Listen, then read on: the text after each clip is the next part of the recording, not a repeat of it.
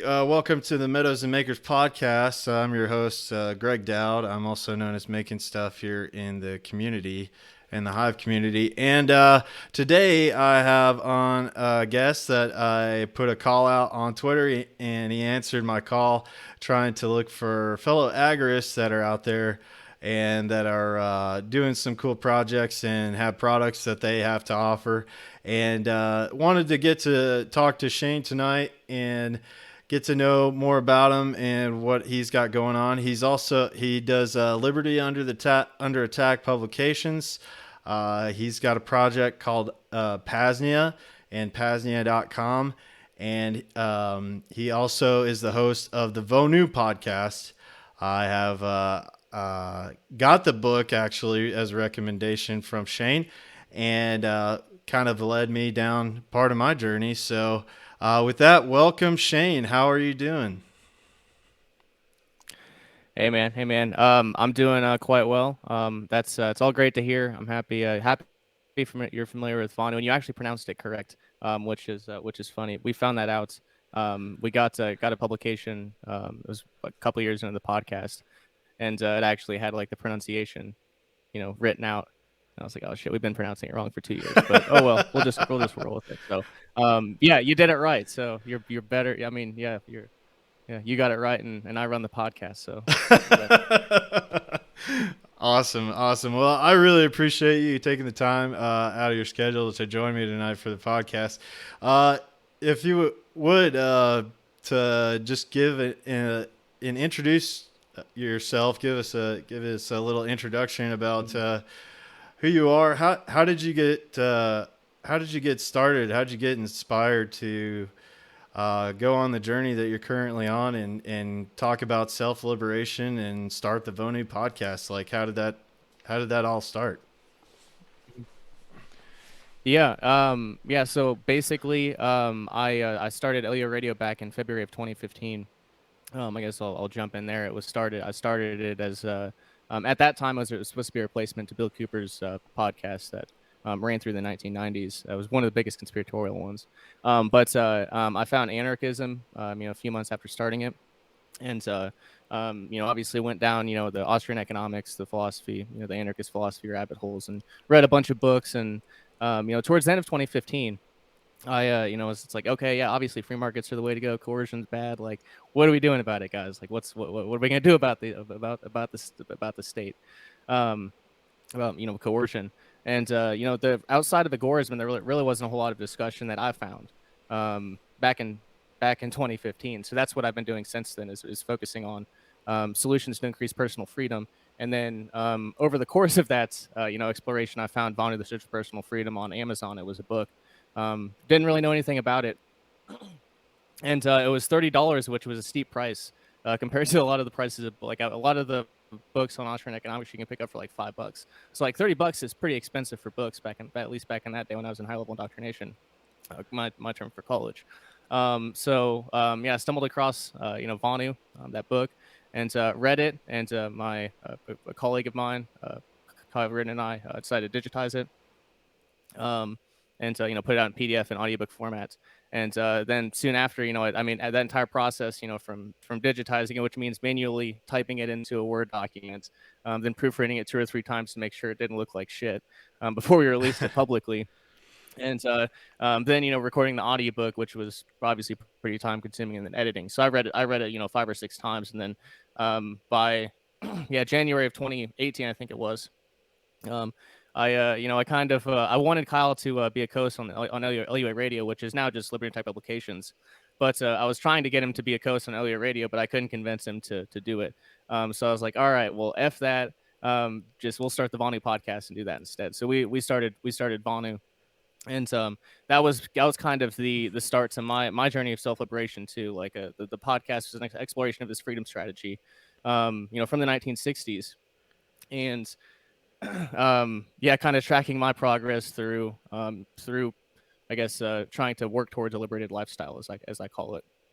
So that's kind of where I'm at now. I'm on a 22-acre homestead in what I call the Free Republic of Pasnia. It's like I was saying in pre-show. The way that I explain it usually is an hour and a half northeast of St. Louis, in the U.S. for those that are in the states.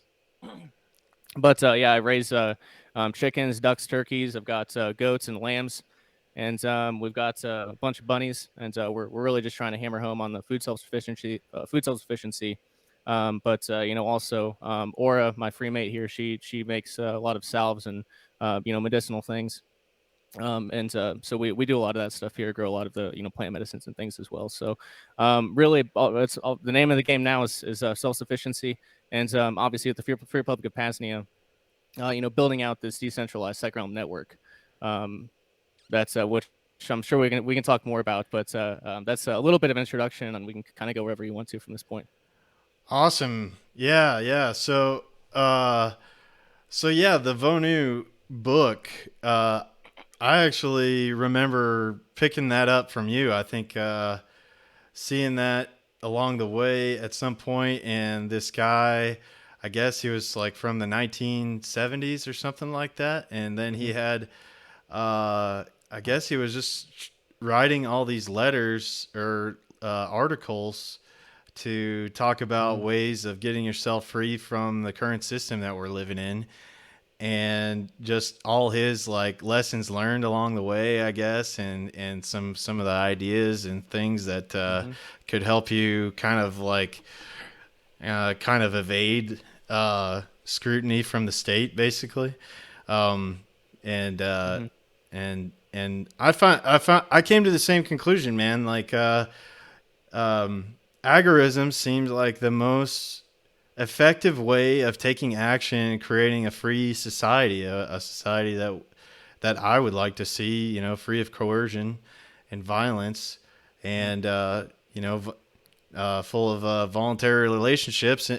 As you are acting in this economy, you are taking away power from the state, little by little, and to me, it's like a ripple effect from there. So yeah, with that, to me, is like you have to take complete personal responsibility to have freedom, or to be, like you say, like to be self-liberated. And so how did you go about like finding your homestead property, and like how did you get that process rolling? Did that happen immediately, or was that something that you were looking for and you kind of you moved in that direction, I guess, after you got the podcast going and got started and everything? Yeah. So honestly, like to be frank, it wasn't necessarily planned. So I mentioned in 2018, I kind of started my own journey of self-liberation alongside the podcast. Well, I ended up moving to Austin, Texas, randomly for a month and a half, and moving in with my co-host on the Vonu Podcast, Calyx. And then soon after, they had a pretty quick change of living situation, which I knew about. I knew it was forthcoming, but I had to find a new place to live pretty quick. So I ended up having a tent camp north of Austin and in Liberty Hill, Texas, actually. So I was tent camping out of my car for a number of weeks. And then I had my buddy Jason Henza was driving down, as he spends half his time in Mexico and half his time in the States. And he was driving down to Acapulco, Mexico. And I had nowhere else to go, so I decided to hop in and go stay in Acapulco for a month and a half in 2018. So I stayed down there for it was pretty nuts. It was. And all this was unplanned. Like, again, all this was unplanned. It just kind of happened. I just kind of went with it. Yeah. So yeah, I ended up down there. Got to know some of the anarchist community, and was planning on going back. Was planning on going back and and doing more in Mexico. But unfortunately, pretty quick after I got back, I guess a couple weeks before Anarchapulco that year, John Galton, one of my friends that I spent time with, was shot in Acapulco. Lily. So I decided not to go back. Yeah, exactly. Yeah, Lily. Him and Henzo were good friends, right? Yeah, we spent a lot of time there. Yeah, we spent a lot of time there at their place. Oh wow. Yeah. I got to go down there in 2020, and I got to meet Lily, and heard a little bit of the story Nice. from her side of the things. Nice. Yeah, she's pretty awesome. Yeah. Yeah, she's pretty awesome for sure. But I guess so yeah, I yeah, that was an incredible experience, and obviously just a month and a half. It's super cheap to live there. Like I didn't have much money anyway, so like it was nice. Like I made it, I made it work down there. I was able to make it work down there, and it was living. I was living within like 2 blocks of the beach. So like every morning I'd just Oh go wow. walk out to the beach. It was an incredible couple of months. But yeah, I ended up going back to Austin and tent camp for a couple of weeks. And there's a place I've been coming in Southern Illinois ever since I was forever. Essentially, my dad bought property in this area back in the late '80s, and this piece of property came up for sale maybe like 10 years ago or something, and he snagged it up. Um, and it was here. So like I decided like I wasn't really quite sure what I was gonna do after not going back to Acapulco and not tent camping. So I came back here and yeah, just never left. I guess is the long and short of it. And just very slowly, I tried the first couple of years. I tried chickens. First year free range didn't work out here, and but regardless, I really didn't do much like on the homesteading angle for a couple of years outside of just trying half dozen birds or something. But yeah, that was pretty much up in 2020 when I really went full bore on the homesteading and kind of the self-sufficiency stuff. But um, yeah, it wasn't planned. It definitely wasn't planned. And Okay. yeah, I really just kind of yeah, I saw a big need. I started eating a mostly meat diet, and yeah, 2019. So I kind of fell prey to the fear mongering about meat shortages, which never actually transpired. Just fear mongering, at least here where I am. But yeah, the first thing I did was I went and got some lambs and goats. So it was a good first impulse, and it got everything else started. But yeah, it wasn't planned. It was just I just kind of fell into all this per se. Oh wow. Wow. Uh, so yeah, when you say you eat mostly meat, are you still like mostly carnivore, I guess, with your diet? And have you seen like a lot of positive effects from doing that? Yeah, so initially, I think it was in large part like carnivore that they call like the ultimate elimination diet. Like people have a lot of like silly food allergies and stuff nowadays. Like I did with some things. Like I don't do well with grains now that I found out because I stopped eating them. But so yeah, I mean, just from the elimination part of it for sure. And I was eating nose-to-tail carnivore, so I was eating beef liver and tongue and kidney and any organ I could get my teeth on per se. Um, really enjoy testicles. Call them or I guess land scallops. They kind of taste like scallops. Yeah. Um, so yeah, I was. I mean, I definitely felt a lot better in the sense that like I'd cut out a lot of the shit that I was eating that was really bad for me, and I was fixing nutritional deficiencies with like beef liver, like really good high quality beef liver.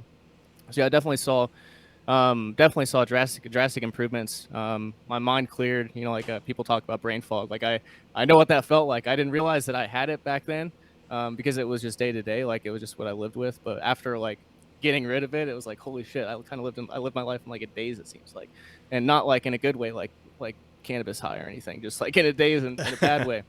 Um, so so yeah, I definitely saw noticeable improvements, and I've slowly been working stuff back in. Like I said, my freemate Aura, she does a lot of really incredible work on the gardens here, and I worked in squash last year. Um, I eat broccoli. I guess yeah, I don't know. There's a a number of things I've worked in that's but yeah, that I've worked back in slowly, but yeah, still mostly meat. Still a lot of meat for sure. Okay. Yeah, which is why we raise so much here. Yeah, yeah. So yeah, you listed off several different animals that you're raising. Was that I guess that was a pretty. I guess you kind of did that on the fly. You were saying you kind of got all those animals pretty quickly, or was that kind of a slow process? man, like it's worked out so smoothly and easily that like so basically my lamb guy lives like 5 minutes away. I don't really need him anymore because I have enough lambs now that we've had two baby lambs and one goat this year. So we're hoping we can just populate the property with our female lambs now. But my lamb guy's like 5 minutes. I can get lambs anytime from him. And the first year I got lambs from him, he's like, I got a bunch of quail eggs. And I got a bunch of quail. You want some birds and some eggs? I'll give you a big box, like 50 eggs. You can try to incubate them. And I was like, okay, whatever. So I went and got like a $75, small little incubator that I'm using right now for ducks. 2 years later, works like an effing charm. It's beautiful. Nice. But so yeah, I took my shot at incubating quail eggs and was successful. Was unpreparedly successful. Didn't think it would work, but it worked. And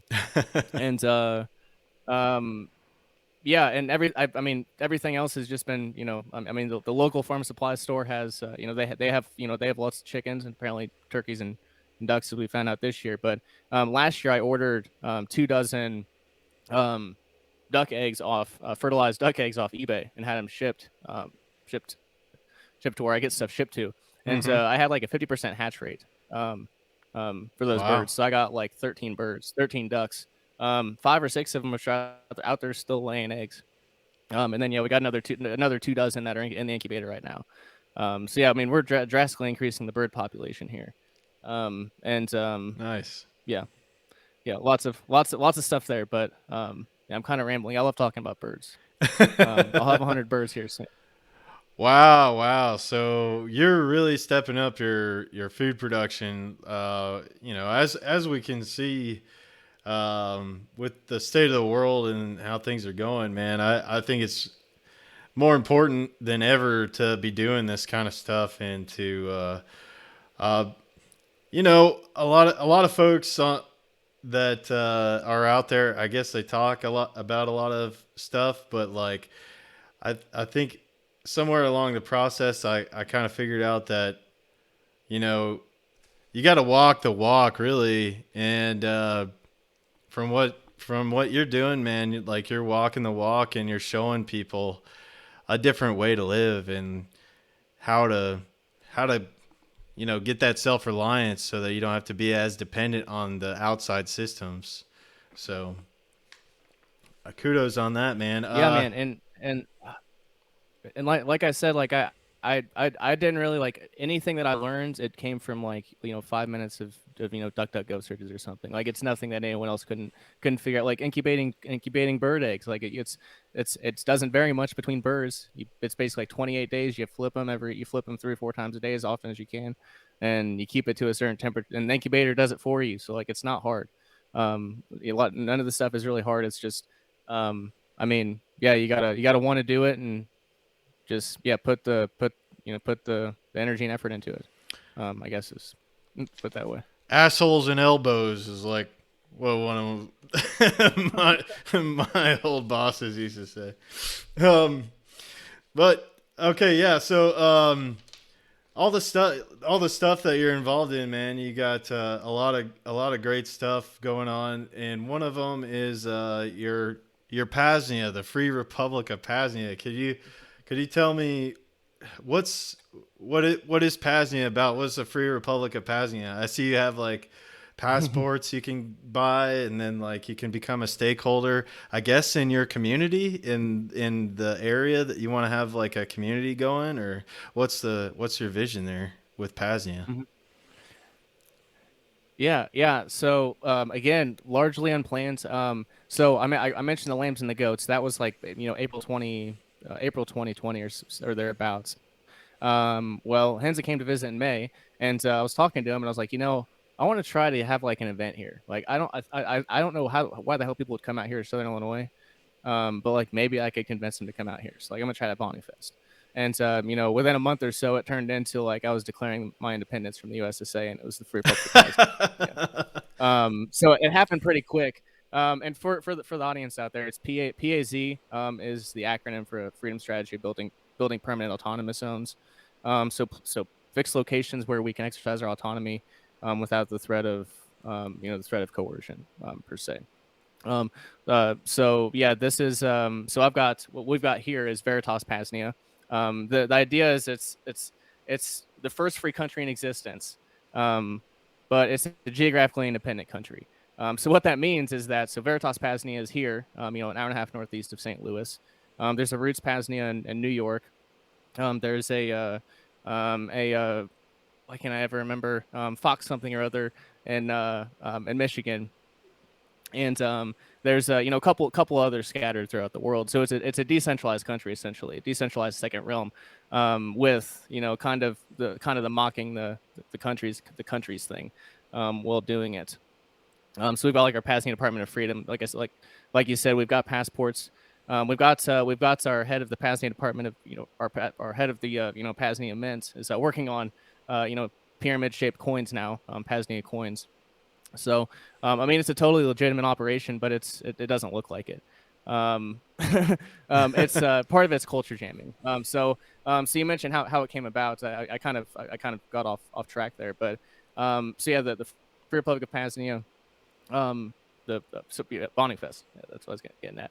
So yeah, Vonu Fest turned into the Free Republic of Pasnia, and at Vonu Fest we had a ceremony that I called the Rebirth of Freedom ceremony, and I gave a speech. We had a Constitution signing, which is behind me. If people are looking at the video, it's what's in the mirror behind me, taped up there.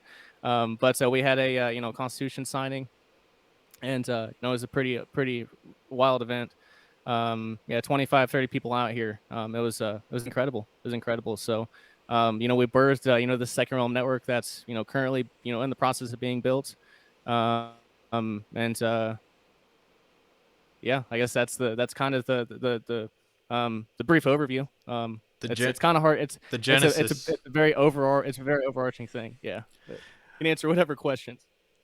Wow. Yeah. So, I mean, I see a lot of, stuff that you guys are doing. Like, I guess, like you have like a Department of Health and you're doing, I saw that you had one of these HHO generators from like George Wiseman on there Yeah. that I've been, Yep. Which is right behind me. Oh wow, yeah. I've Yeah. been interested in George Wiseman's work with the HHO and electrically expanded water. And have you guys have you used that? Yeah. And have you seen some positive benefits from using that? So I got it put together and started using it for the first time. I think it was last Friday. So I started out for the first week as George recommends, and my pursuit of health has not been a sprint. It's been just kind of like a slow walk. So like I've started out like three minutes of inhaling the Brown's gas for 5 minutes, 5 minutes 3 times a day. And just in the past couple of days, I started just upping it to 10 minutes whenever I do it. And I'll probably just start doing it a lot more throughout the day. And then also whenever you are inhaling the Brown's gas, as you said, it generates the electrically expanded water, the hydrogen-rich water. So you drink that too. So I've been drinking that as well. A couple containers, I don't know what they are, like quarts, a couple of quarts of it a day or thereabouts. I mean, I haven't noticed anything necessarily per se. Like you can tell, like when you're inhaling it, like you can tell, you can definitely tell.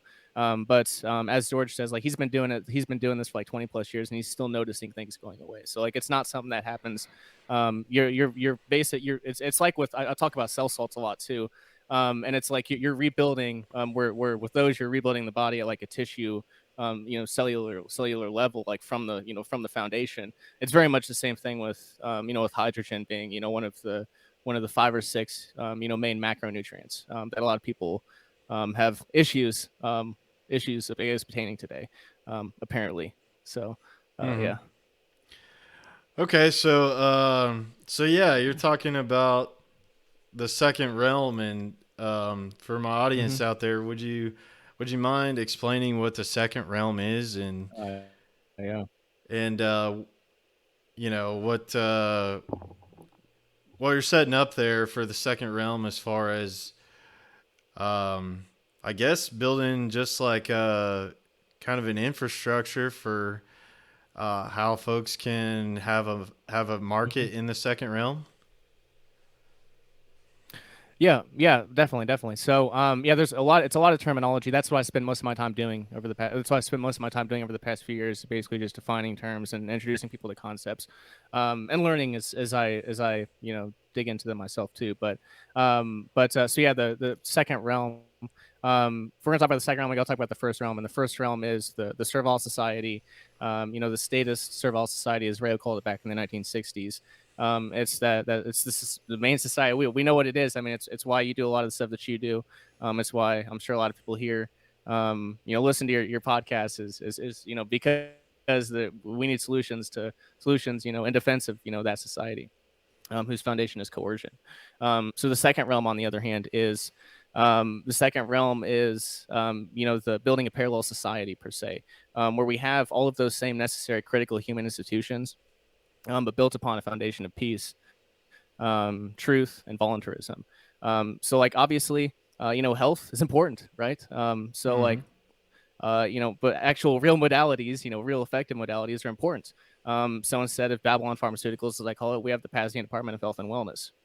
Um, what's another example? I mean, any other. We've got the Pasnia Department of Freedom, which issues the passports and handles certain affairs. The Pasnia Department of Tourism handles events here, at Veritas Pasnia, which our first one is actually coming up this weekend, actually. Oh, cool. Our spring camping event. For vetted self-liberators, and Pasnians. Maybe some folks out here. It's gonna be a good time. So yeah, the Pasnia Department of Tourism handles all that stuff.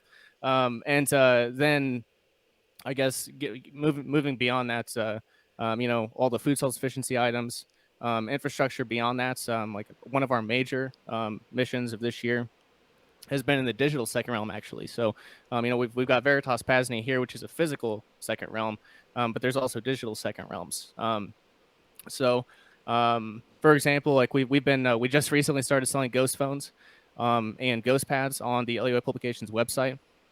So these ghost phones are de-Googled, Google Pixel 3As, with Calyx OS. So they're privacy phones, ghost phones out of the box. They work incredible, and you can run all your data and traffic over VPN and Tor, and really take control of your privacy, which is a critical element, to the second realm. Beyond that, the ghost pads, another feature. We'll have freedom boxes at some point, which I still have yet to test those out, so I'm not too knowledgeable on that myself. But I will hopefully have those soon. But yeah, we've been building, I guess working on a lot of this infrastructure, and the Freedom Box infrastructure will, with one click, can be turned into mesh network nodes too. So, um, yeah, it's very very much in its infancy. It's year two at Pasnia, as I call it, year two, and lots in the works, and big visions, um, like big Wow. visions. Like you're saying, our own infrastructure, um, not reliant upon, the centralized ones. Yeah, yeah. We were talking a little bit before we started, but met Sec a while back, and he was telling me about something that you guys were working on, an idea, I guess, a concept of a delivery, some kind of a delivery Yeah. using in the second realm. If people are traveling or whatever, maybe you can uh, pick up a delivery or whatever, and maybe help get you to the next spot or something. If you can help deliver something. I thought it was a pretty cool idea. Right. And Yeah, then, yeah. So I guess I could mention that too. That one of the reasons why, I think like a decentralized second realm network like this is viable, is on the back of Vonu. Mobility is a critical component. So Rayo, his first lifestyle change was van nomadism. He traveled around and lived in a camper mounted, mounted on his pickup truck. So there are a mhm. lot of nomads in the network now. There's a lot of people that drive for work already in the first realm. So, um, yeah, the Pasnia Department of Transportation is obviously a natural development of this, and there's a Telegram chat, that's been opened up for this too. I know it's been successful at least once, because second I've have made a successful transaction, or I guess a successful delivery, exchange. So, The proof of concept is there. It's basically now. Um, yeah, it's just building out the network. Building out the network and um, Hell yeah, yeah. making it where there's where it's actually feasible to have an actual like nationwide per se countrywide logistics network, because it's not a super easy thing to do, I've heard.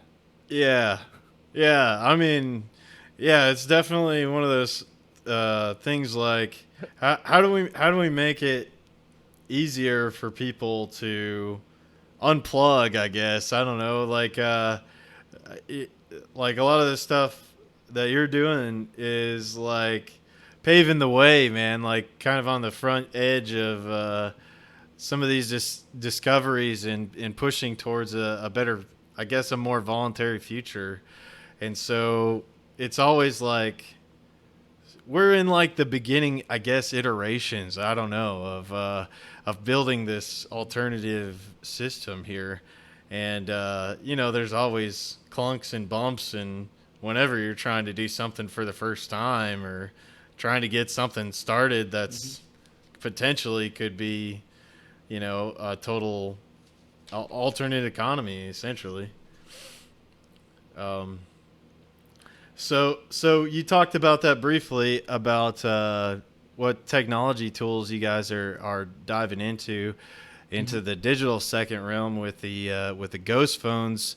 What I heard something that you were talking about with these ghost phones that was like, what the heck? I didn't even know anything about this that existed. You talked about something about Silent.link is where you can, I guess, Uh, buy with Bitcoin an eSIM. Could you talk about that a little bit? What the heck is an eSIM and uh, how does this yeah, work and how does that happen? I don't know. I looked into it for a little yeah, bit, but I'm like, it's how do an eSIM, like not a physical yeah, SIM it's card? nuts. Yep.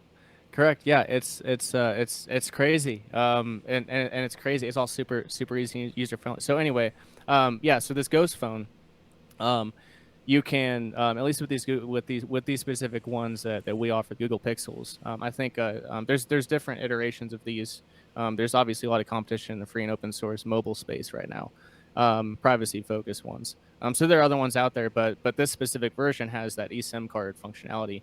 So yeah, Silent.link is the website, and they offer, you can pay for mobile data as you go with Bitcoin, or via the Lightning Network, or you can actually get like a US or UK quote unquote identity, which is an actual phone number that you can receive text messages and voice calls with. So you can't like make phone calls with the number or whatever, but like if you need two-factor authentication for something, you could set it up that way.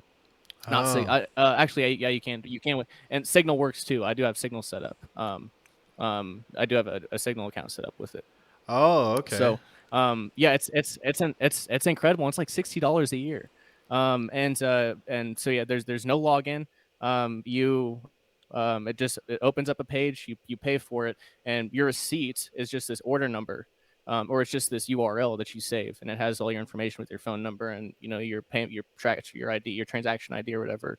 And then there's a spot to scan, and you just go into that spot on the Ghost phone, and you scan the digital eSIM card, and boom, your phone number is associated with that phone now.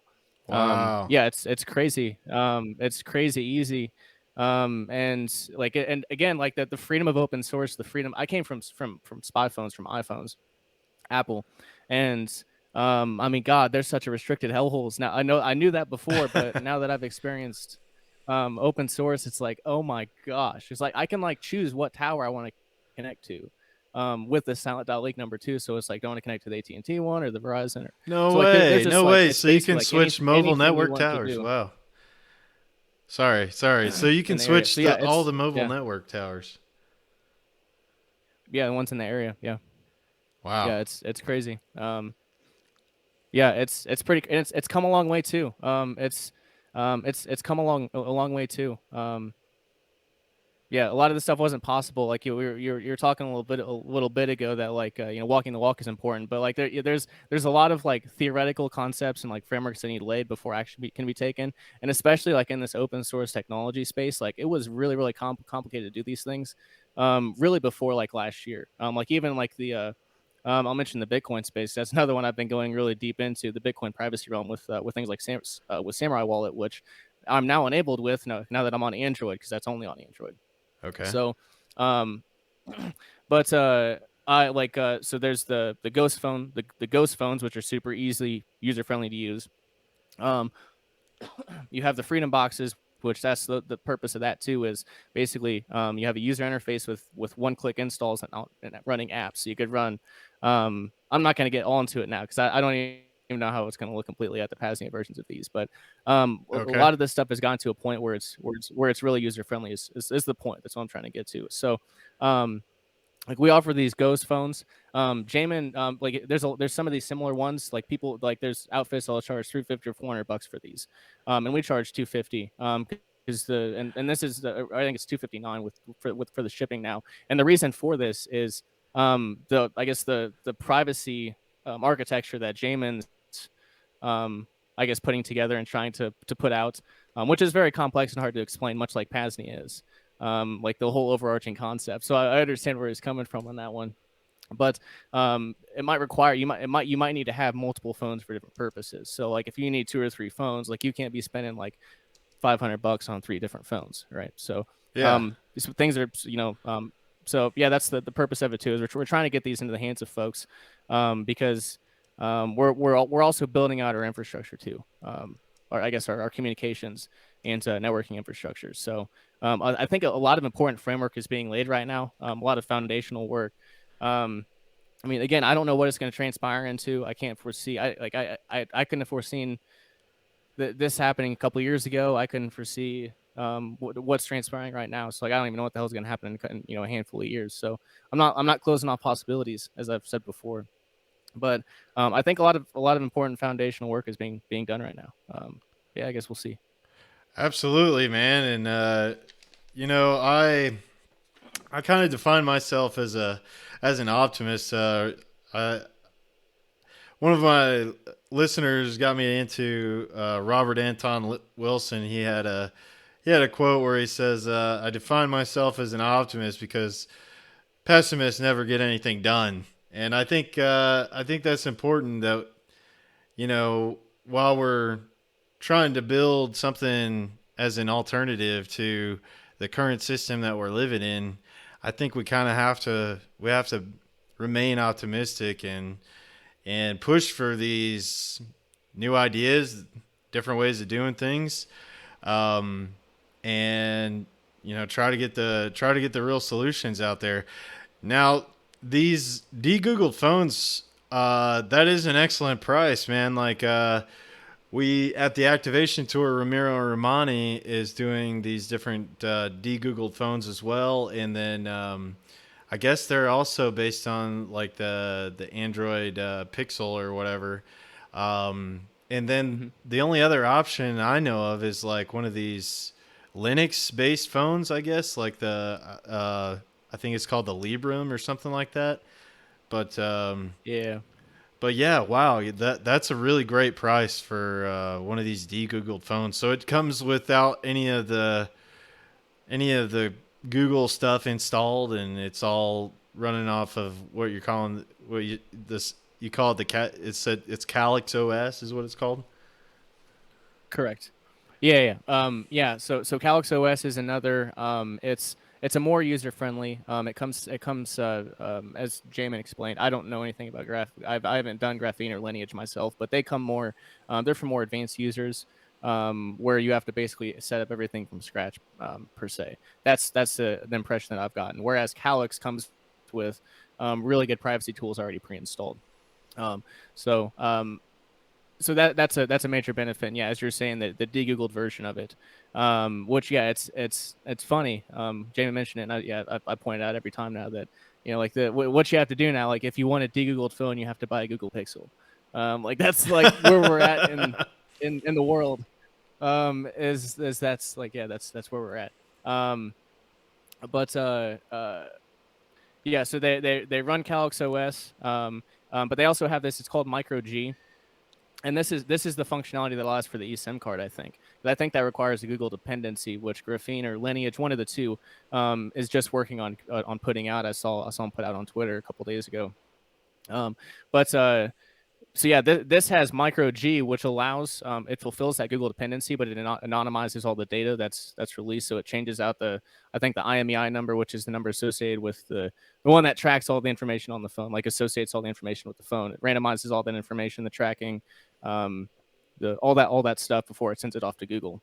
So you Oh, can still use, like I said, the eSIM card. You can still use some of the apps. The Aurora App Store is on there, which is basically like a Google Play Store. Um, where you can download Google Play Store apps. And some of them some of them have Google dependencies. So this allows you um, so if you want to allow some of those on your phone, you can. I guess the only thing the only thing to keep in mind is that the more things you put on there, the more areas you're vulnerable to attack. It's a more, I guess the terminology is a higher attack vector, higher attack surface. So, yeah. um, but yeah, I mean, it's been a fun realm to get into. And as you're saying, I'm happy you pointed it out. There's competition in the and I guess the privacy space, and I'm so happy to see it because there wasn't a lot of competition back in 2015. There was there was I mean there was, but it's definitely advanced. Yeah, yeah, yeah. Yeah, I think another one is like the clear phone, I guess. Somebody came into um I I've got a little Freedom Cell group going, and we had somebody come and do a presentation Nice. on the clear phone. But maybe if you're up for it, maybe we can have you do a presentation on this ghost phone or something sometime to our group, if that might be Sure. possible. Um, but um, Sounds awesome, man. but yeah, you talked a little bit about vetting people for Pasnia. Like, Mm-hmm. what is your process like? Because I've been talking about within my community here is in our Freedom Cell, we've got somebody that's working on what's called a PMA or a private membership association, and working on building a community on his land. And one of the things that kind of thinking about bringing and forming community, at least in a physical location, Mm-hmm. is who you're going to bring in, because I've interviewed other guys that have done projects where they've started a community or they've started some kind of activist group or whatever, and you just invite in whoever can help, basically, because you're just looking for people to help, right? But that Yeah, usually kind of you need yeah. It doesn't yeah, if you need like you need libertarian or anarchists per se, well, those minded people, and there's not that many of them, so you can't really be that selective if you're gonna do some of these bigger projects. But yeah, go ahead. yeah. Not to And cut you off. yeah, that's fine, man. And it's like there's always something that somebody comes in and kind of is a disruptor or whatever. So thinking about how to do some kind of community, we're trying to come up with some type of different some type of way of vetting. And so far we've come up with, for this community, it's basically um, a couple in their land, and they're gonna have an internship program, essentially, and which would be like a year long. And then once you make it through that, then basically you get vetted from there to come into the community. But what's your vetting process look like for Pasnia? Like, what's a solution that you guys have for vetting people that want to interact with the second realm and stuff at Pasnia? Yeah. Yeah, so basically just very as I put in all the Pasnia Department of Freedom or Department of Tourism announcements. The vetting procedures, like we have to know you personally. We have to know you personally and invite you, or we have to find a colleague in common that can vouch for your reputation. So that's the way we do things for events here. As far as I guess just speaking more broadly on the subject though, and this is where like maybe my situation isn't as helpful to some folks because I didn't really again like none of this shit was planned. Yeah. But so like I started LU Radio back in 2015 and found anarchism, and then towards the end of 2015 I heard about freedom festivals, the Midwest Peace Liberty Fest in particular. So I went to that for the first time in 2015, and have gone every single year since. So like I've got like 30 plus people that like I've known for 5 plus years, who I trust with my life per se, essentially. Yeah. That like over the course of like 5 years, I guess like you see how people. I mean, over the course of 5 years, people pretty much face most things. I don't know. Anyway, you can get like 5 years is a long time. Yeah. So anyway, that's what I call like the first layer in the circle of trust. And then for like Vonu Fest for events here at Pasnia, then this first layer, people that I trust, they understand what's going on here. If everything's understood. If they invite someone in and something happens, it falls on them. So like it's basically slowly expanding out where like one or two people is brought in here and there. And then again, like we aren't even at the point yet where we're trying to build like a physical community here on the property. I kind of foresee it just happening organically and spontaneously. Like there's a couple few families that we have in mind, but I mean we don't know how that's gonna look yet. We aren't necessarily like I said at that point yet. Like in the Pasnia, I have a stakeholder bulletin I put out, which goes through like it's a more wordy version of like a website overview. So if any of your audience is interested in checking that out, Yeah. I go through um, oh gosh, I just lost my train of thought, and I mentioned the bulletin. Yeah, Um, your stakeholder bulletin talking about, I guess we're talking about the vetting process and everything. yeah, yeah. I don't know what the bulletin would have to do with the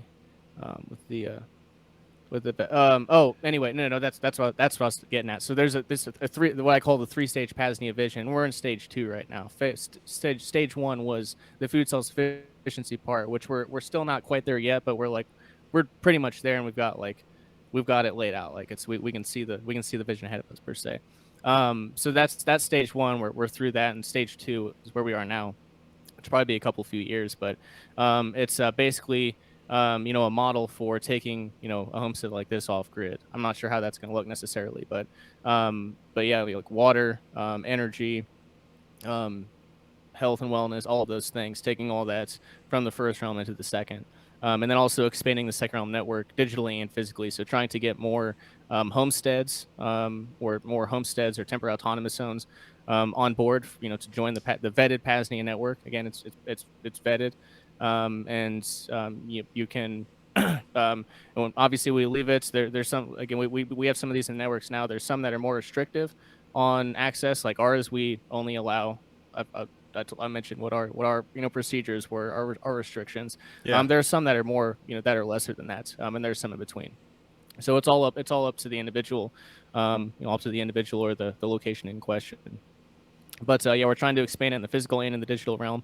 Hopefully have a new website out towards the end of the year with our own self-hosted encrypted chat platform off of Telegram. Although I think we'll probably still stay on Telegram regardless, but trying to move off of that eventually and transition off of it. Yeah, just making the digital second realm resilient as much as we can. IPFS nodes to backup content like yours, like ours, make it available, keep it around, and yeah, all these things are really really important, and that's what our focus is on right now. And then stage 3, and like I said, I think it'll probably happen organically and spontaneously. The right people will come at the right time, as they kind of have over the past few years. So yeah, it might not answer your question, and it might not be that helpful because so yeah, I guess the solution is to go to freedom festivals for 5 years and then no, I'm kidding. Hey man, It's hard to replicate. yeah, no. So you're talking about Midfest, I'm guessing. Is that the event that Mike Swatek created or whatever? So that's Midfest. Oh, okay. That's in Oklahoma. Oh, I'm okay. talking about That's the something Midwest different. Peace and Liberty Fest, Okay. which is in Michigan. Yeah. Oh, okay. Yep. Awesome. This one's in Michigan. Okay.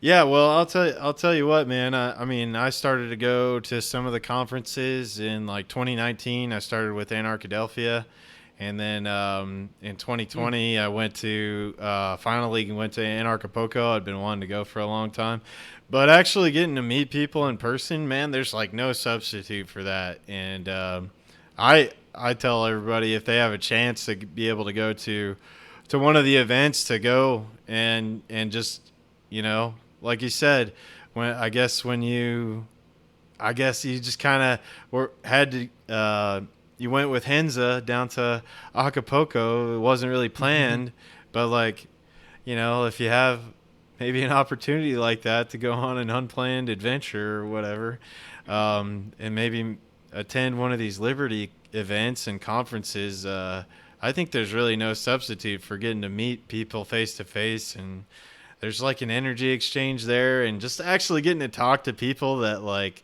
Hmm. understand what's going on in the world and they're trying to do something about it and trying to do something in a positive and push things in a positive direction.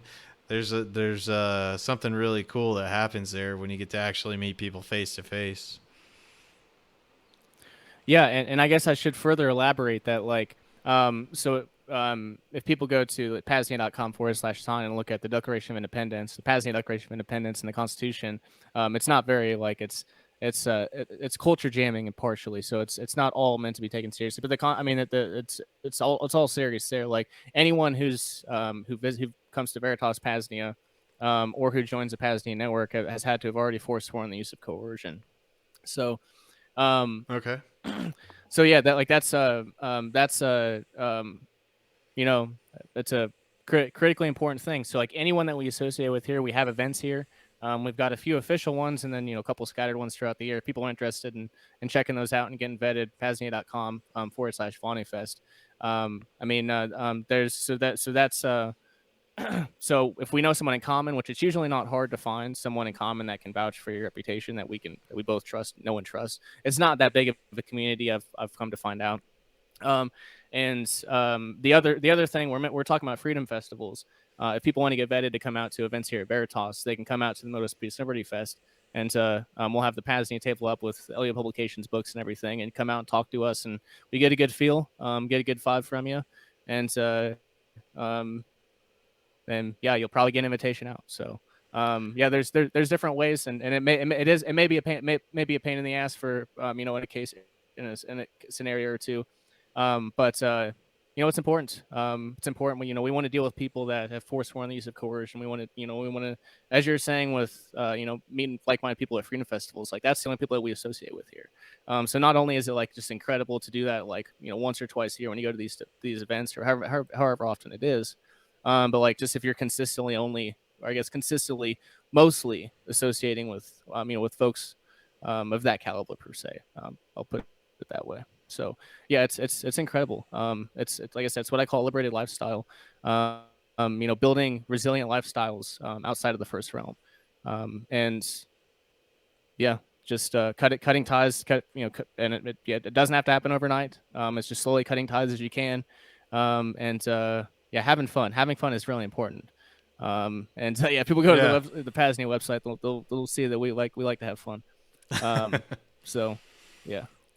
Awesome, man. Yeah. So yeah, we had one of the guys in the chat is saying that there's something called Matrix is what he's saying.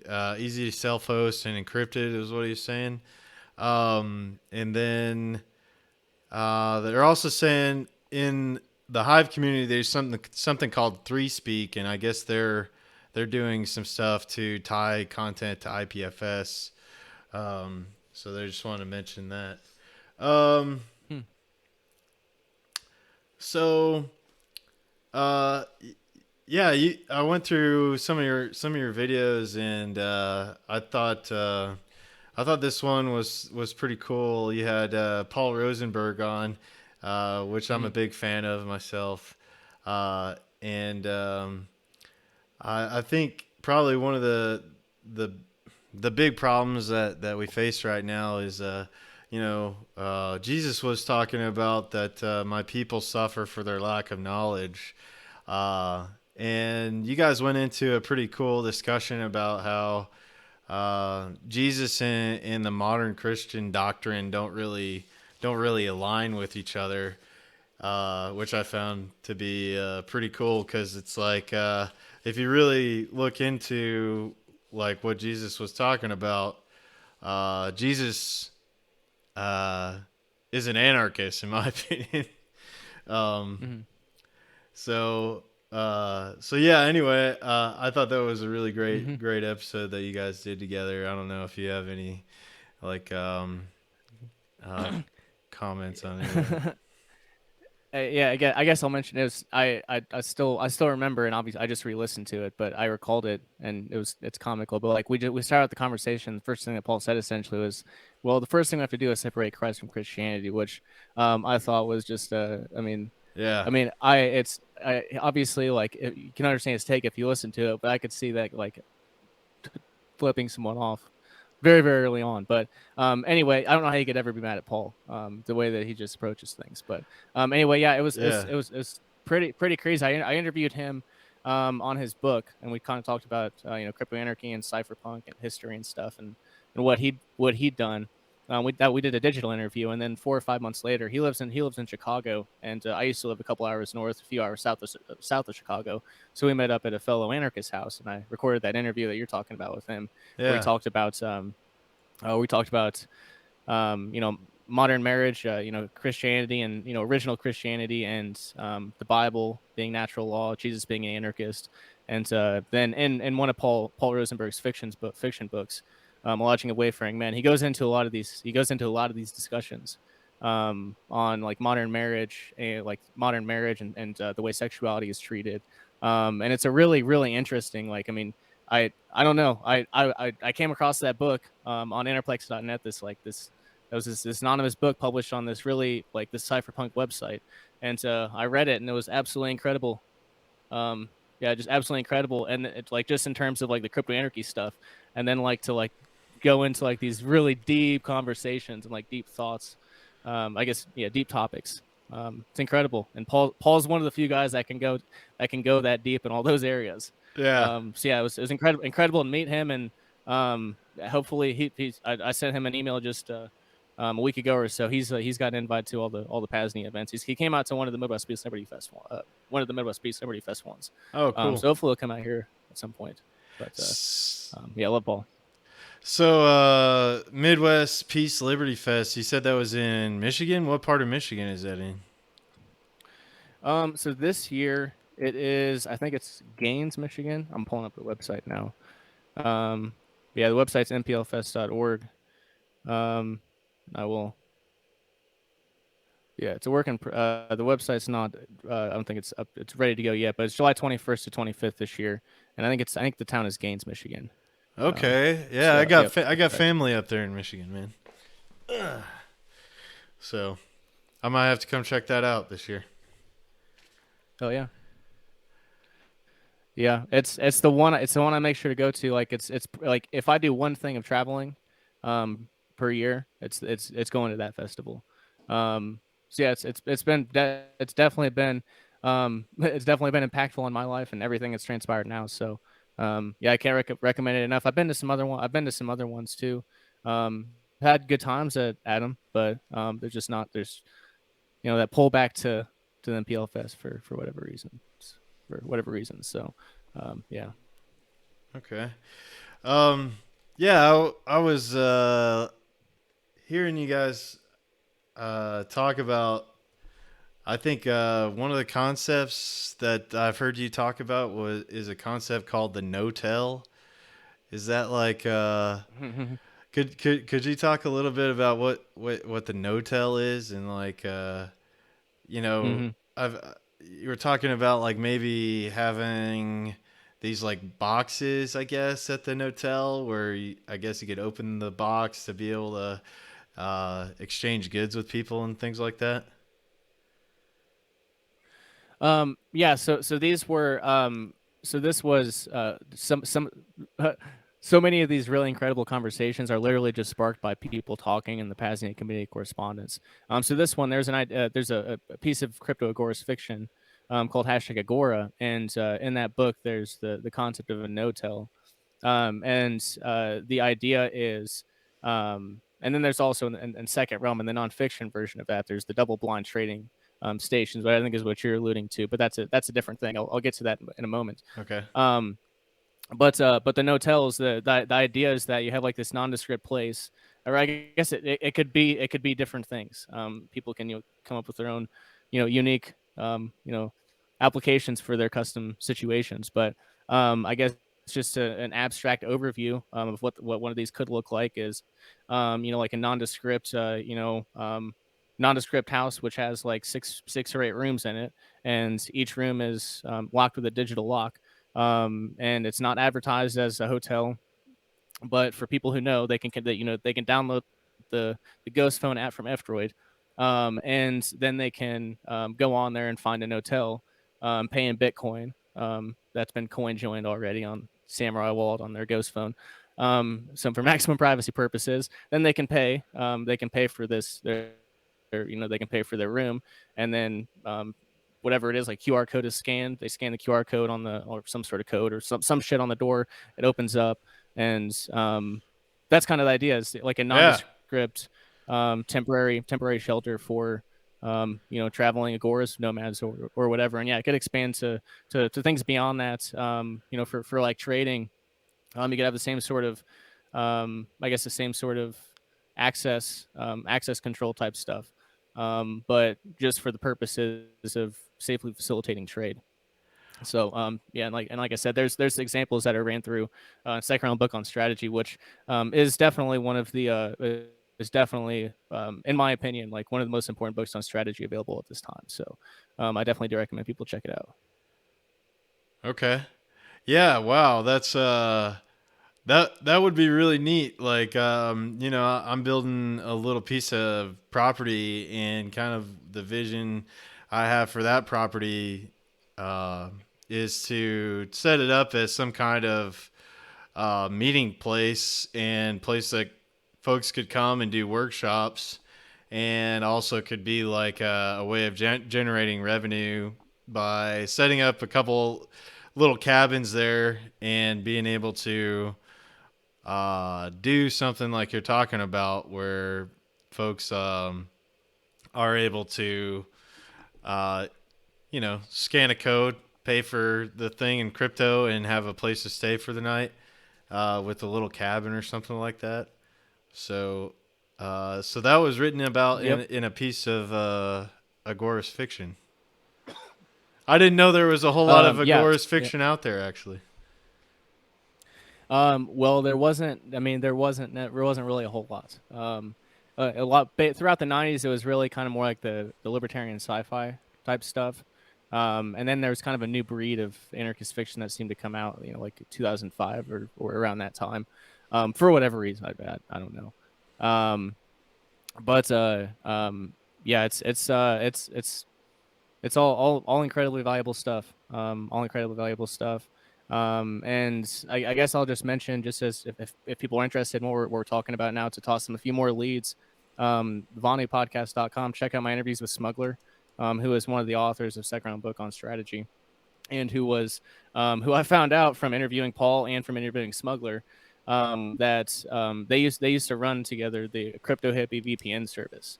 Like this really hardcore like cypherpunk ran VPN service, like multi-hop, like top notch. It's not around anymore, but like it's not around anymore. But as far as like wealth of information, in the digital second realm topics, I think he's definitely one to look at. I've had him on a few times. Um, but trying to see if there was. So you were talking about having having those cabins off grid for people to people to rent or whatever. Well, that's one of the things for the next year or two is as we build out this network, we're going to have a map available for vetted Pasnians. So like wherever they are in the world, I guess, wherever they are in the world, they can pull up a map or a directory of various locations, whether it's a temporary autonomous zone like advanced squat spot in a city, if it's a self-sufficient homestead, if it's a you know a friendly port for someone for a minimalist sailboating nomad or something like that, a map or a directory for people to be able to travel and have a like-minded place to go outside of the first realm, and like I said, self-sufficient homestead, so that you don't need to go to the grocery store. So whatever nonsense they're pushing this week or making people do or not do doesn't matter to you, because you just go to your whatever Pasnia is in your area and you go and get your organic produce and your grass fed beef and whatever, and you're good to go. You don't need them. So that's kind of the idea too, is to build out this network. Um, yeah, for those purposes, and then also too, Aura and I would like to do some traveling at some point, van and eventually sailboats. So we'd like to have a network built out when we hit the road or set sail or whatever transpires. So yeah. Awesome. Yeah, I talk about this some to my audience a lot, which is there's multiple forms of capital. That's it's not just capital as in money, but your social capital is a big thing. So that includes your network of people that that you can trust, have the same values and all that stuff, and that once you have that social network, and having a podcast, I find it really helps kind of build your social network as well, because you actually get to talk to other like-minded people and get to meet them and kind of get to know who they are and everything like that. So yeah, there's multiple forms of capital that people can think about, and with some of the efforts that we're doing here locally is starting to do these what we're capturing the term from another group that is in our Freedom Cell group, but they do this get shit done weekends basically, and then kind of building a get shit done crew. And basically we've been going out and helping each other with our different projects that we have going on our properties and everything that we're doing, and It's amazing.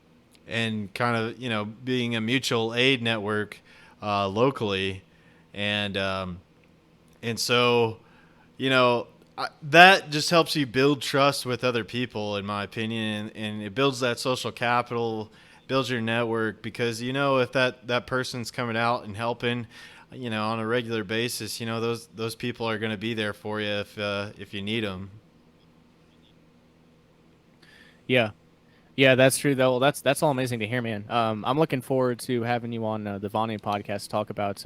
I haven't. You're somewhat like, I think Sec mentioned you a couple months ago, and I've been meaning to check out your work. I've been seeing some of your stuff on Twitter. So I think I saw a post about your mutual aid. One of your work days, and that's incredible. I'm excited to learn more about that and what all you're doing down there too. Because there's a lot of people doing a lot of incredible things, and it seems like regardless of the reasoning and locations and all, it's just it's towards more empowerment and self-sufficiency, and it's good to see. Yeah, man. I've got to talk to a lot of folks that are in the Hive community, and that's one of the things that I like to do, and kind of one of the things I want to focus on more on the podcast here is folks that are actually like producing things, because I believe that's one of the things that we need to do to be able to, build this parallel society.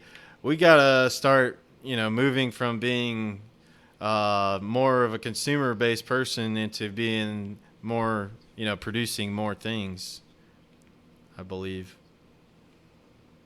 Mm-hmm. Yeah. Yeah, that's definitely true. That's definitely true, and it doesn't mean you have to do everything yourself. But because I outsource my tech stuff to Jamin Baconic. I openly admit that I don't have the time, or I don't think I have the technological or technological know-how to do all of the stuff that he does. So I outsource to people. It's okay to outsource to people you can seriously trust like that. So you don't have to do everything. But yes, I think it's very important to be able to know how to do everything in case you at least ever have to have the knowledge to do something. Um, so yeah, I agree. So we got somebody in the chat room was asking if he could mention what was the name about the Freedom Fest in Michigan again? Mm-hmm. It was Yeah, the it's the Midwest Peace Liberty Fest, mplfest.org is the website. all right. Yes. All right. Cool, man. So yeah, what if somebody's hearing, you know, some of this stuff for the first time? Uh, where's a good place they should start? Like what's a good place that somebody should start on their journey for self liberation? Yeah, that's a good question. It's a good question. I guess what I would probably say initially is there's at vonupodcast.com. There's a start here tab, which will take people to it's a short little. It's called the Vonu Beginner's Guide for Agorist and Beyond, and it's a short little booklet I print out and give away at festivals, but it's available there at the website too, and it'll lay out the basics and defining terms, tell you why Vonu matters, like why you should give a damn about a 1960s freedom strategy, and why it's relevant to you today. I understand you got to know why, and I'll tell you why. Then I cover. I guess there's a little interesting piece there about ethical enclave trading. Rayo's conception of agorism, which actually predated agorism.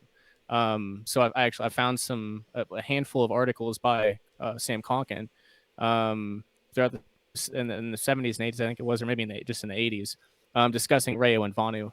So I think Conkin actually drew inspiration from Rayo in developing the idea of agorism. And again, Rayo called it ethical enclave trading. For those who are, it doesn't really matter, but like I was just curious, like when you're putting these pieces together in libertarian history, I kind of nerd out about it. But anyway, yeah, the Vonu Beginner's Guide is a great place to start. So yeah, vonupodcast.com, the Start Here tab. The free Vonu Books tab has, you mentioned Vonu Book 1, Rayo's book. That's available for free in PDF and audiobook format. That's a terrific place to start. And I guess just more generally speaking, I'd say I always recommend people start at episode 1 of the Vonu podcast. First season's for the philosophy of Vonu, because there's kind of a unique libertarian angle per se, to put it that way, to Vonu, and it's critical to understand. So we spend 13 episodes on that, I think. And season 2 is the practice of Vonu, but only things that Rayo talked about or wrote about in his book, or throughout the zines and libertarian zines that he contributed to throughout the 60s and 70s. And then season 3 is the development of Vonu, where we basically just update these principles and lifestyles to be relevant in this day and age. So those would be the few things, but the best resource, vonupodcast.com. Everything I do goes there. If I put out a silly Pasnia advertisement or promo video, it goes out there. All the articles go out there. Everything goes out there. So it's a good place to go to find everything else too. Okay, great, man. Yeah, so what are you looking forward to on the homestead? Like do you guys you got a lot of daily stuff going on there? You guys producing milk, eggs, I guess, and all that stuff going on there? Yeah, well, I guess the thing I'm most excited about at the time, or at the moment, is that it's March, so like it's still early in the season. It's still not technically spring here, I don't think. Um, but we're already getting, just since we started out last year, but we're already getting like 10 to 12 eggs a day, mostly duck eggs, and 1 or 2 turkeys here and there, and The rest chickens. So like it's incredible to start out like the season, getting 10 to 12, and then also knowing that there's 26 eggs in the incubator that will, hopefully hatch in the next few weeks, and then we got another 20 plus birds at the local farm supply store, that are out there growing too. So that I think that's pretty much the thing I'm most excited about is is that they're going to be getting they've got the Pasnia bird shanty is what I call it. They've got that out here now, and they're going to get a nice carport, and a much nicer structure here in the next couple of weeks. And then this area is going to be a garden, which was the entire purpose of having all the birds in there to tear up the yard, tear up all the grass and shit in it for a year, and so it'd be ready for a garden. So that's also on the agenda too. So this would be a couple of the biggest things I'd say. Awesome. Yeah. So with all the feed and all that going up in price and probably, being hard or maybe harder to find or buy feed, like, are you guys preparing for some of that kind of stuff? Growing a bigger garden, maybe for more feed for your animals, things like that. So we're definitely growing some food for the animals, certainly, but thankfully, like, the way this has all worked out is incredible. So like I only feed, the animals only get organic grains. So obviously that would normally be really expensive and hard to do, especially if you have a herd of a dozen plus lambs and goats. So it works out well. We've got a distillery, family distilleries. So we have thousands upon thousands of pounds of organic wheat delivered there. Also like 5 different varieties, a lot. And they order in bulk, so it's super cheap. Then the corn comes from my neighbor. He grows non-GMO corn on our land. So I just get the corn from there. So I've I've been able to shield myself a little bit from that side of the craziness. And again, it's just things working out so perfectly that like I don't poison animals myself. So like I feed them like organic grains. And it would be really hard to do that. I was looking into like 2,000-pound totes, but it still would ended up being like $30 per 50-pound bag. Whereas through the distillery, I can get them for like $20 a bag. So like it makes it super manageable. And the corn's not great. I'm not a big fan of corn myself, but if you give half corn and half wheat, then I mean it works. It works. Wow. So you guys have there's a distillery there. There's a distillery about 30 miles from where I live. Yeah. Oh, okay. Nice, man. Yep. That's what I call my not real day job is I go and make liquor. No way. That's awesome. Wow. Yeah, I was looking into making basically getting a little still and just doing small batches of stuff myself. But yeah, that's cool that you get to you work at the distillery, I guess, huh? Mm-hmm. Yeah. What are you guys making, like sure. bourbon or like whiskey, or what do you guys make? So we make straight bourbon, which I don't think we have any. That's got to be aged for 2 years, so we haven't even been open that long yet. So I don't think we've even bottled any of the technically straight bourbon. But we make bourbon, rye. We make a 4 and 5 grain blend, whiskey blend. We make rum. We make I guess it's called I guess it's like a fireball whiskey type thing. A little custom recipe that my dad put together. And what else do we do? Spice rum, barrel aged rum, various vodkas, all sorts of stuff. Wow, that's cool, man. I dig it. So yeah, maybe have you ever thought about giving out merit badges for the people in Pasnia after they complete certain tasks? No, I have not. I have not, but it would go well with the spirit of Pasnia, I guess. I give myself fake titles for as one example for the listeners of the lead astronaut at the Pasnia secret space program. So maybe we should get into the Pasnia like the merit badges business too.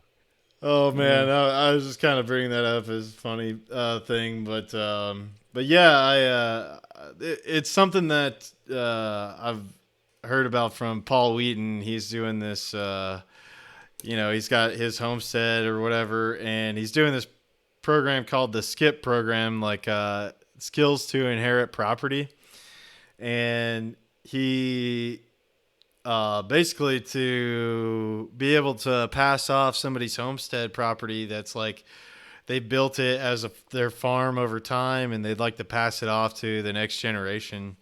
And Hmm. basically, after they, you know, go through so many tasks or whatever, they give them like these merit badges, and so that they can Hmm. and eventually maybe inherit somebody's land or whatever. So I thought that was an interesting Interesting. concept. Okay, interesting. Yeah.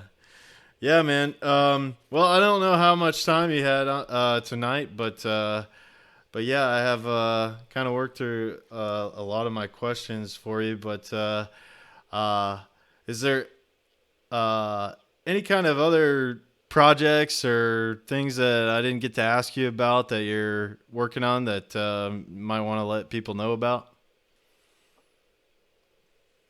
I guess I'll mention too. I also have Liberty and Type publications, which I started.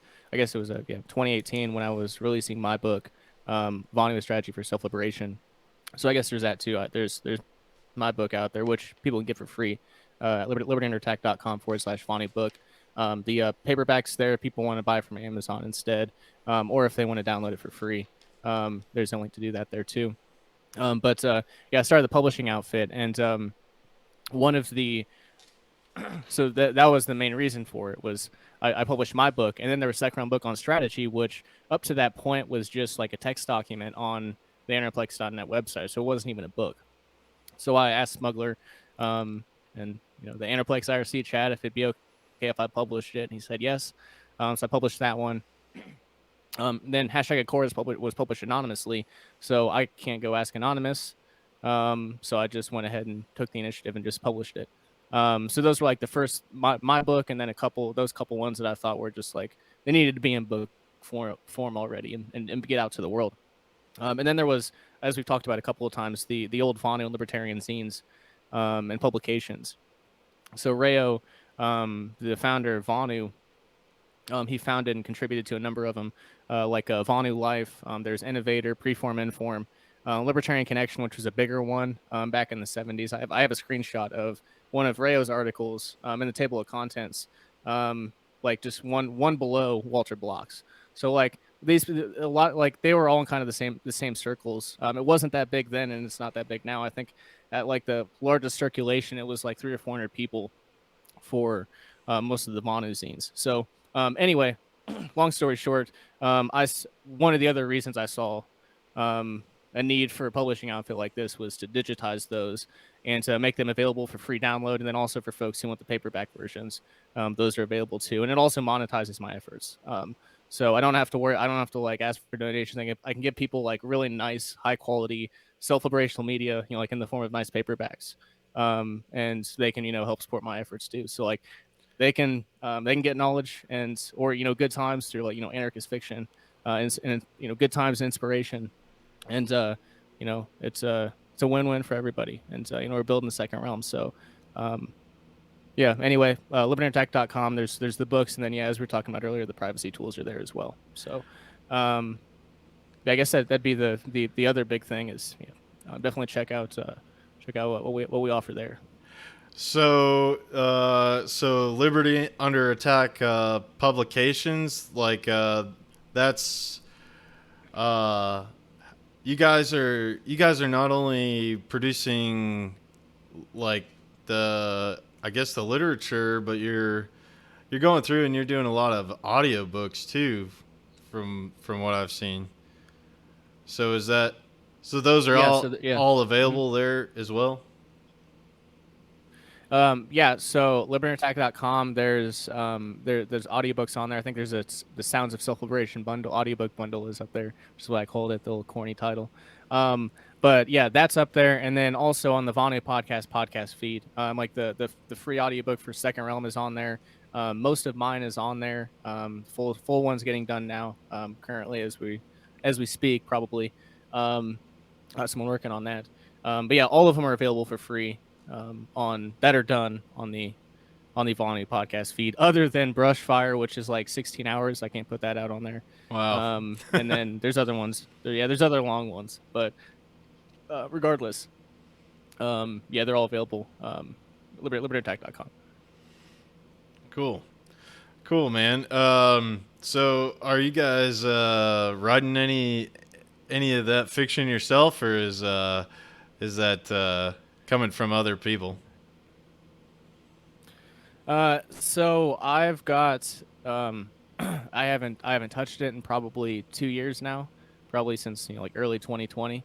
But I had one I was working on for a year or so. It's I mean it's a couple hundred pages. I mean I was about to just get to like it was gonna be multiple book series anyway. So I was like like I've like this is a good story now. Like it's pretty long.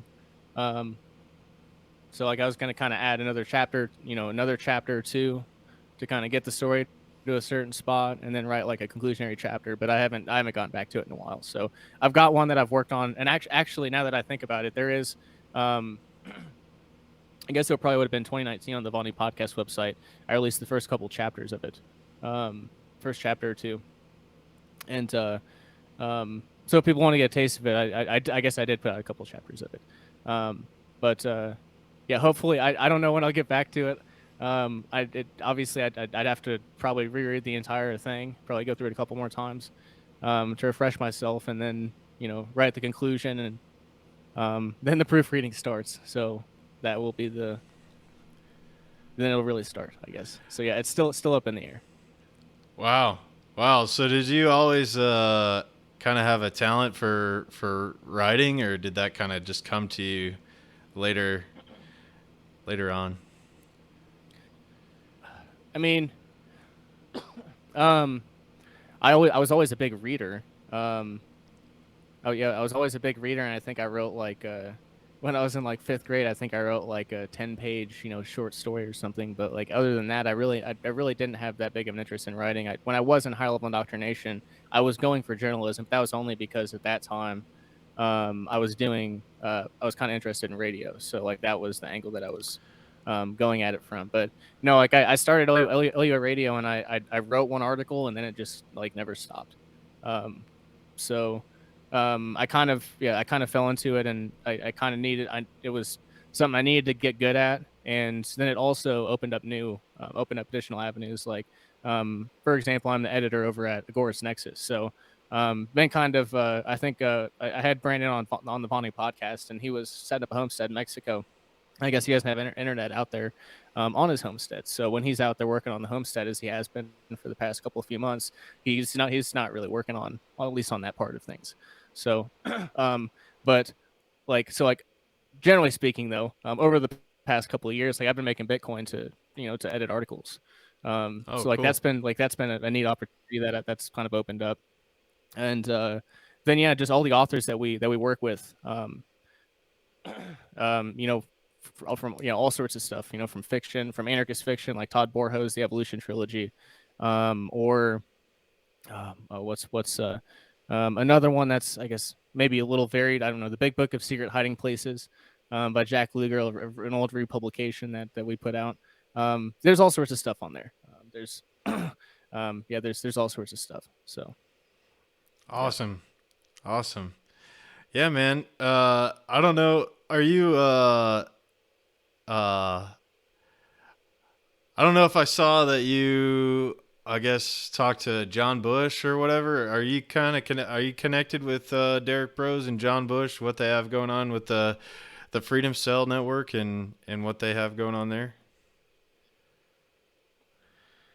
So I have I've spent I guess I've spent a couple events with Derek. um, yeah, there was his Conscious Resistance tour that was at a fellow anarchist house in Chicago, the same one I interviewed Paul Rosenberg's at. And then he was also at the MPLFest. I've met a couple. I've met Derek a couple of times and hung out with him. I've interviewed him a few times on LUA, a couple times on LUA, and a couple times on Vonu.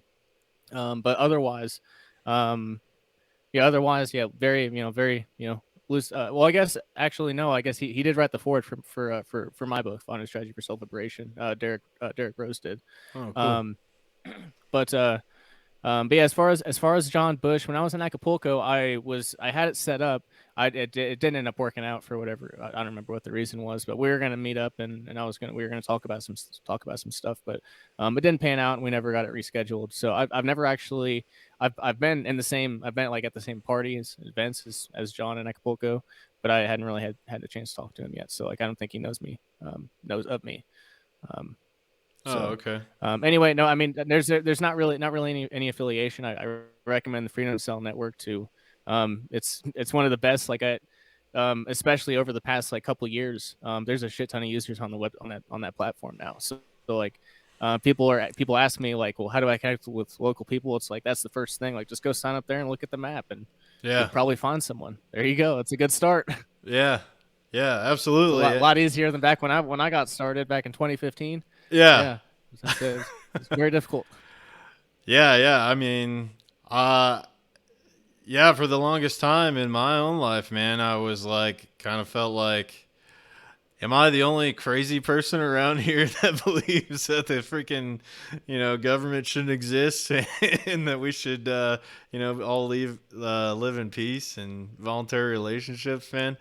And yeah, it ended up me putting my name out there on the Freedom Cell site, and was actually able to get people to contact me locally, because I kind of took the first step and put my name out there. And then from there, man, I'm like really grateful to be able to bring a lot of people together in the local area.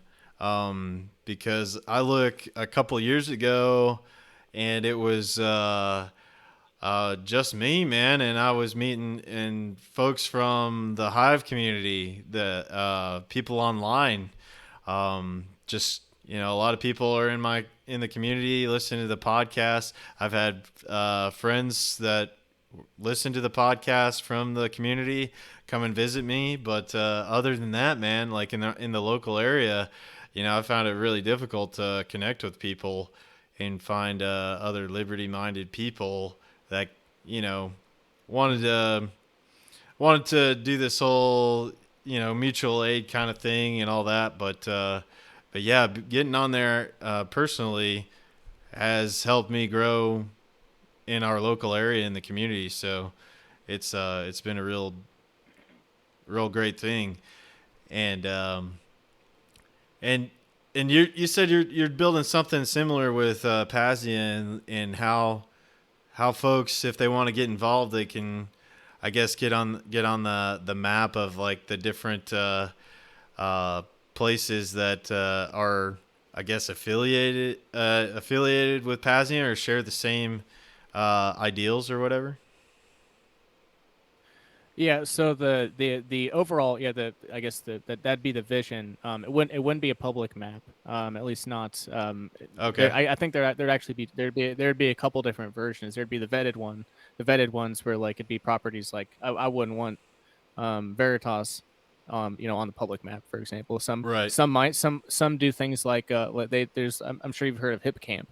Right. Well, it's like the camping version of Airbnb kind of. Well, there are some places that do like Hip Camp, and if they already have their address out there on like a website like that, then like they might be fine with putting it out publicly, for example, on like a public map. But yeah, that's the that's the the overall goal. People will be able to go to the map or the directory page. They'll click on a location, they'll see the name of it, such and such Pasnia, what is it, Van Nomad, Squat Spot, what proxy merchant services are available. For a Bitcoin fee, I'll, get you groceries. You can use this address for mailing address and pick something up, etc. Length of stay. Like all that information can be laid out. People can decide if they want to, contact the fellow Pasnian or whatever. And again, that's all up to the individual in question. They can make it as open. Like they could just like put if they have 100 acres in the middle of nowhere, they could just put that spot on the map and just have people like make it open to people. Or it could be as involved as like for Veritas Pasnia here. We um, I guess the other benefit of what we're kind of doing here is that, like, as you're saying, like, there's not really there's a local farmers market. We found a couple families where we can get some things from, and it's great. Mm-hmm. But we're also kind of building out as far as products that we'd sell, like lamb and eggs and forage mushrooms and things like that. We'd probably try to sell those to, I guess, to Pasnians. So like with the SecRealm network we're building, like people travel through and they would need our products. So we're kind of creating our markets too, markets for the stuff that we produce. So yeah, there's a lot of ways to look at it. There's a lot of ways to approach it, and I'm just kind of tossing that out there. But yeah, and I'm hoping that's the map and the directories coming soon. I've got the directory started, but yeah, it's really that's what this year's all about, is getting in podcasts like these and meeting folks like you who are out there doing it, and connecting with folks and seeing how we can build out this network. And again, whether it's as intimately as getting together at gatherings, or if it's like just something like the Pasnia Seed Exchange, where we trade seeds, like that's still a huge step in coordination. So Yeah, I that's another forgot thing to too, the mention great that. Pasnia Yeah. Seed Exchange. Yeah, I forgot to mention that I joined your Telegram group with the Pasnia Seed Exchange recently, and yeah, I guess if folks would want to get involved with that, is that open to anybody that wants to get involved with that if they want to become part of Yep. the Seed Exchange? Yep. The it's t.me/Pasnia Seeds, and Pasnia is Paznia. So t.me/Pasnia Seeds. And yeah, if you go in there, you can find the current offerings, what people have that they're willing to trade, what people are looking for, and you can make a post with what you're interested in, what you're looking for, and if you have 3,000 dill seeds or something that you're trying to get rid of, then let's let people know. Maybe someone will be interested or something. Yeah. And again, proof of concept has worked. We've traded with we've made a couple of trades with a couple of Pasnians in there. So again, proof of concept works. We've done it. So I guess I will just say, like, most of the Pasnia stuff is vetted, as we've been talking about, but the seed exchange really isn't. Like, so yeah, I guess just keep that in mind for whatever it's worth. I don't think anyone's going to steal seeds from people in there, but Yeah. I'm just saying, like, I can't moderate, and all deals are dealt with peer to peer, like indirect message. So yeah, people understand the risks and responsibilities. It's all good. Yeah. So yeah, And the risks are quite low. Yeah, you're just making a deal with directly with whoever you want to trade seeds with, or whatever is what it sounds like. Yeah. Mm-hmm. Yeah, man. Yeah, I mean, it's illicit things like lettuce and dill and parsley and stuff like that. yeah, Dangerous yeah, I know, gardening right? I know, gardening right? stuff. Well, I mean, Bill Mollison, I guess he was one of the fathers of permaculture or whatever, and he said probably one of the most, subversive things you can do is to grow a garden, and really, I think that is. I think that is true. I think he also had a quote, something about the all the people that fight the system that the very system they depend on. So when we're out people are out protesting or whatever. I mean, they're still fundamentally dependent on that very system. So yeah, it all starts Mm-hmm. somewhere. And I was thinking about some seeds that I've grown in the past. About the only thing I have that I guess I could consider heirloom is like okra, because okra grows like wildfire Mm. down here in the south. So so Yeah. yeah. Um, Well, Shane, I really appreciate you taking the time to come on and talk to me, man. It was really great getting to know you a little bit better and getting to share everything that you're doing with my audience. So, yeah, do you have any? Well, once again, you want to remind everybody where they can find your stuff and where they can buy your products and everything?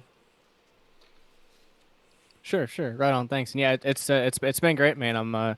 I always love I it's one of the things I love about podcasting and doing shows like this is making connections with folks, and it's not just about like having a conversation like it's not just about having a podcast conversation like all these conversations lead to things transpiring in physical space and time. So that's the way that I look at these sorts of things.